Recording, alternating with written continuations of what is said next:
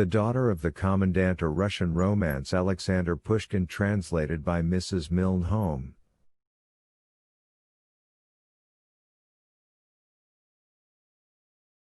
Chapter 1, Sergeant of the Guards. My father, Andrei Petrovich Granev, after serving in his youth under Count Munich, had retired in 17, with the rank of senior major.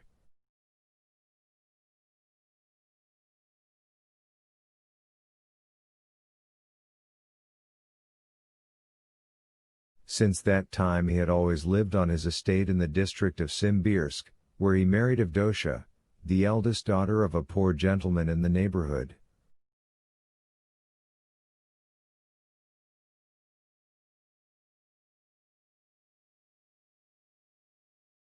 Of the 9 children born of this union, I alone survived. All my brothers and sisters died young.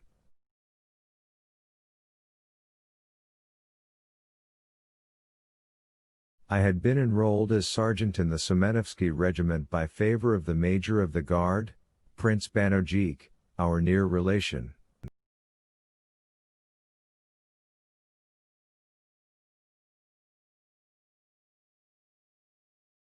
I was supposed to be away on leave till my education was finished. At that time we were brought up in another manner than is usual now. From 5 years old I was given over to the care of the huntsman, Savaliyich, who from his steadiness and sobriety was considered worthy of becoming my attendant.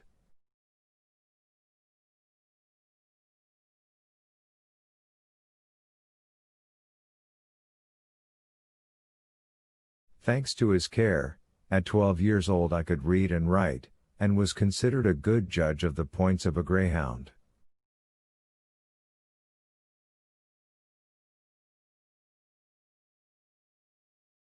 At this time, to complete my education, my father hired a Frenchman, M. Beaupré, who was imported from Moscow at the same time as the annual provision of wine and Provence oil.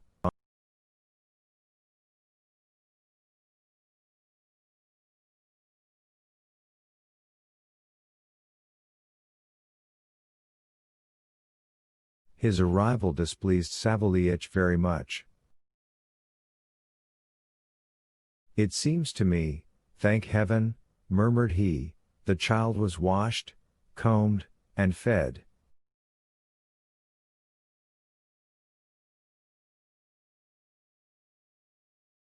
What was the good of spending money and hiring a moussier, as if there were not enough servants in the house?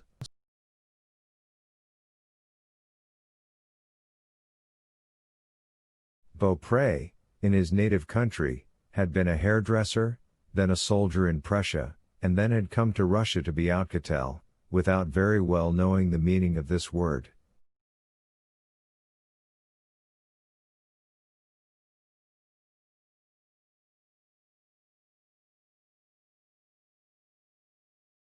He was a good creature, but wonderfully absent and harebrained. His greatest weakness was a love of the fair sex. Neither, as he said himself, was he averse to the bottle, that is, as we say in Russia, that his passion was drink.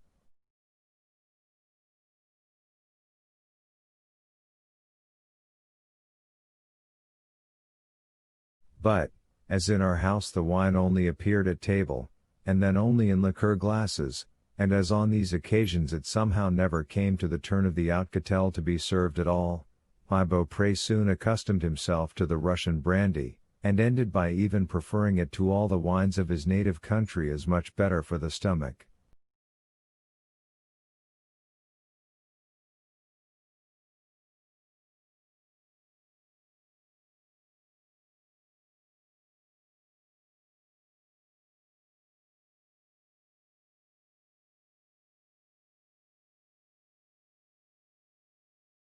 We became great friends, and though, according to the contract, he had engaged himself to teach me French, German, and all the sciences, He liked better learning of me to chatter Russian indifferently.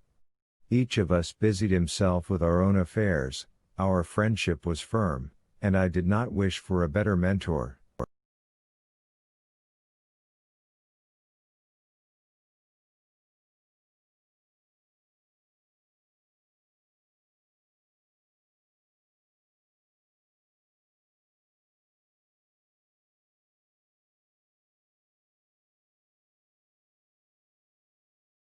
But fate soon parted us, and it was through an event which I am going to relate.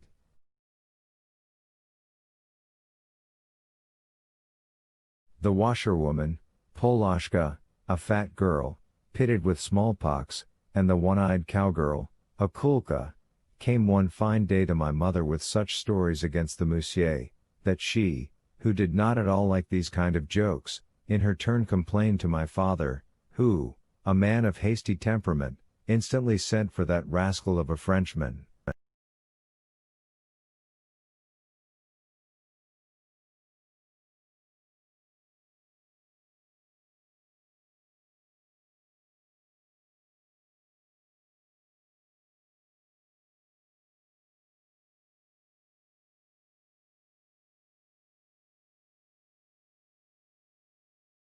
He was answered humbly that the Monsieur was giving me a lesson. My father ran to my room. Beaupré was sleeping on his bed the sleep of the just. As for me, I was absorbed in a deeply interesting occupation. A map had been procured for me from Moscow, which hung against the wall without ever being used, and which had been tempting me for a long time from the size and strength of its paper.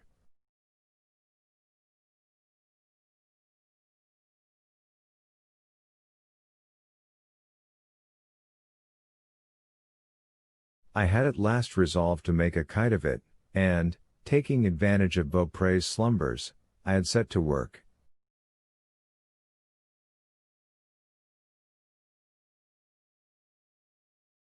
My father came in just at the very moment when I was tying a tail to the Cape of Good Hope.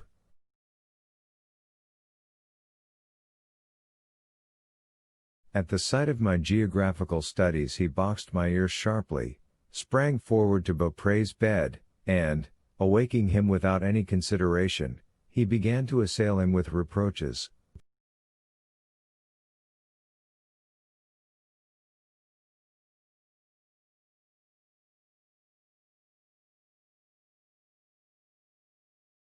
In his trouble and confusion Beaupré vainly strove to rise, the poor Outcatel was dead drunk.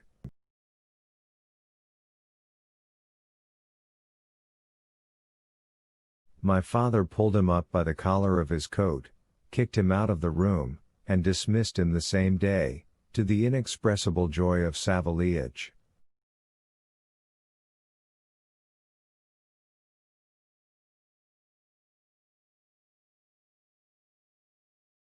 Thus was my education finished. I lived like a stay-at-home son, nedorozel, amusing myself by scaring the pigeons on the roofs, and playing leapfrog with the lads of the courtyard, till I was past the age of 16.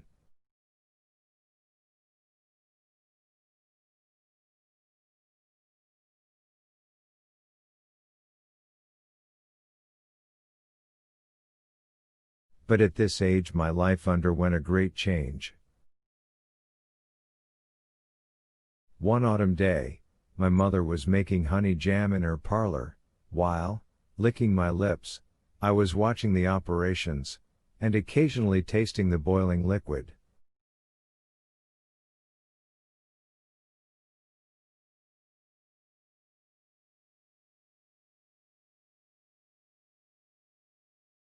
My father, seated by the window, had just opened the court almanac, which he received every year.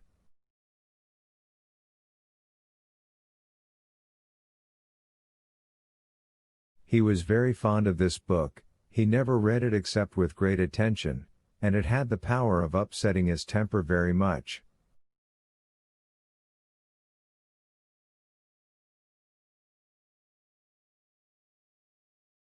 My mother, who knew all his whims and habits by heart, generally tried to keep the unlucky book hidden, so that sometimes whole months passed without the court almanac falling beneath his eye.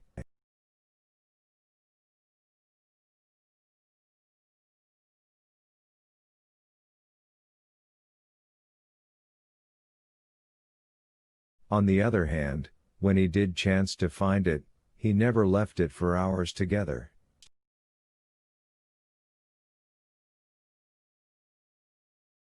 He was now reading it, frequently shrugging his shoulders, and muttering, half aloud.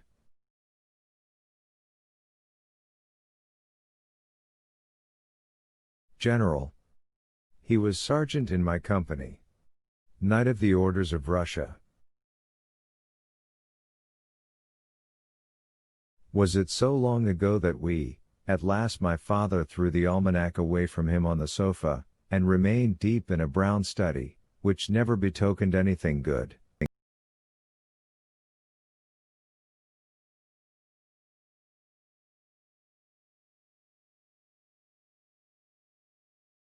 Avdotya Vassilieva, said he, sharply addressing my mother, how old is Petrusha?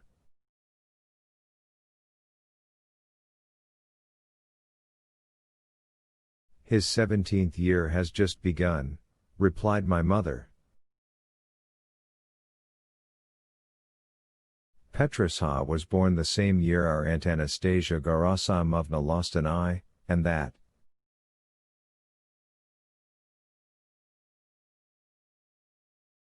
All right, resumed my father, it is time he should serve. 'Tis time he should cease running in and out of the maids' rooms and climbing into the dovecote.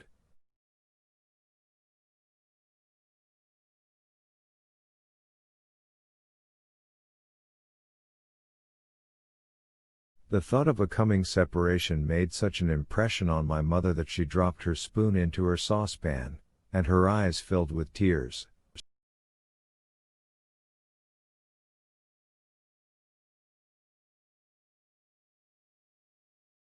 As for me, it is difficult to express the joy which took possession of me.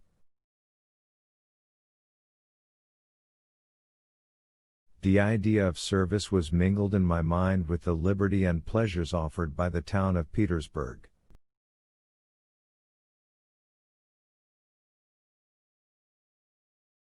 I already saw myself officer of the guard, which was, in my opinion, the height of human happiness.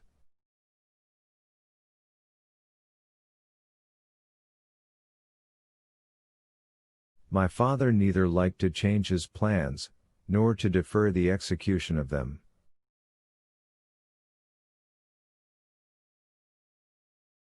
The day of my departure was at once fixed.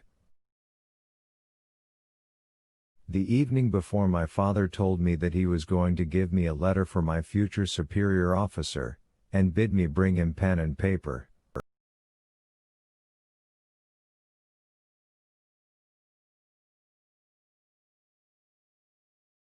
Don't forget, Andrei Petrovich, said my mother, to remember me to Prince Banojik. Tell him I hope he will do all he can for my Petrusha.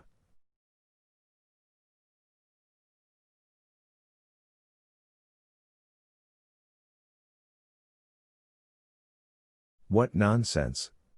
Cried my father, frowning. Why do you wish me to write to Prince Banojik? But you have just told us you are good enough to write to Petrusha's superior officer.